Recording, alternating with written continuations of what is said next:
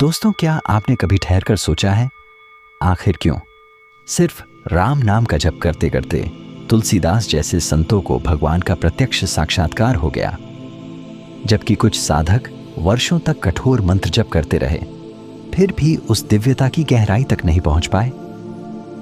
क्यों एक साधारण नाम कभी कभी हजारों मंत्रों से भी ज्यादा प्रभावशाली बन जाता है? आखिर ऐसा क्या रहस्य छिपा है नाम जप और मंत्र जप के बीच, जो एक साधारण ध्वनि को परम शक्ति में बदल देता है? आज हम उसी रहस्य के द्वार खोलने वाले हैं, जहां शब्द नहीं ऊर्जा बोलती है, जहां नाम ही नामी बन जाता है। और आप जानेंगे वह अनकहा सत्य कि वास्तव में कौन है अधिक शक्तिशाली, नाम जप या मंत्र जप। चलिए शुरू करते हैं।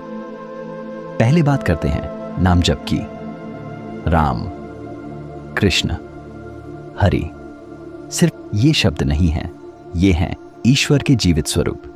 जब कोई व्यक्ति पूरे प्रेम भाव से, श्रद्धा और समर्पण से इन नामों का जप करता है तो ये नाम भीतर एक कंपन, वाइब्रेशन पैदा करते हैं, जो धीरे धीरे साधक के मन को शांत, स्थिर और ईश्वरमय बना देता है। प्रेमानंद जी महाराज बार बार राधा नाम का जप करते हैं और वो लोगों को बार बार राधा नाम जप करने को कहते हैं।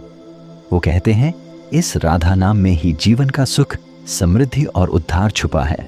कहा गया है, नाम और नामी में कोई भेद नहीं। राम नाम स्वयं भगवान का रूप है।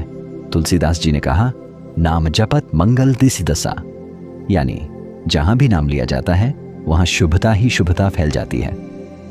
अब जरा सोचिए, मंत्र जप क्या है? मंत्र एक सूत्र है, एक शक्ति है जो ध्वनि, स्पंदन और इरादे से निर्मित होती है।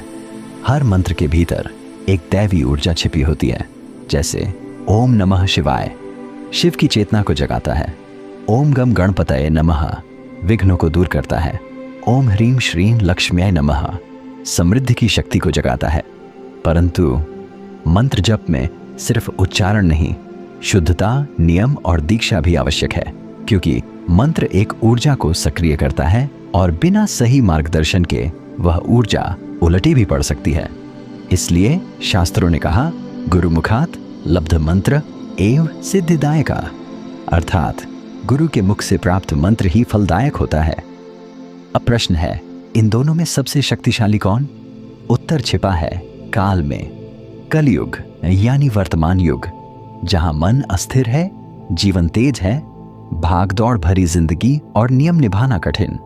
शास्त्र कहते हैं, कलौ केवल नामाधारम, कलयुग में केवल नाम स्मरण ही मुक्ति का आधार है। यानी इस युग में जब साधना कठिन है, नाम जप ही वह दिव्य कुंजी है जो बिना नियम, बिना दीक्षा, सिर्फ प्रेम से ईश्वर का द्वार खोल देती है। कहते हैं, मंत्र में शक्ति है पर नाम में स्वयं भगवान है। मंत्र साधक को शक्ति देता है, नाम साधक को भगवान से मिला देता है। अगर कोई साधक है जो नियम पूर्वक साधना करना चाहता है, गुरु से दीक्षा लेकर, तो मंत्र जप उसके लिए सर्वोच्च है। पर अगर आप सिर्फ शांति, प्रेम, ईश्वर से जुड़ाव चाहते हैं, जीवन में सुख समृद्धि चाहते हैं, तो नाम जप आपके जीवन को चमत्कारों से भर देगा। कहते, एक बूढ़ी औरत जो केवल राम राम जपती है, वह भी उतनी ही दिव्यता को छू सकती है जितनी एक योगी साधक ध्यान में अनुभव करता है। क्योंकि भक्ति में शक्ति से भी बड़ी चीज है समर्पण।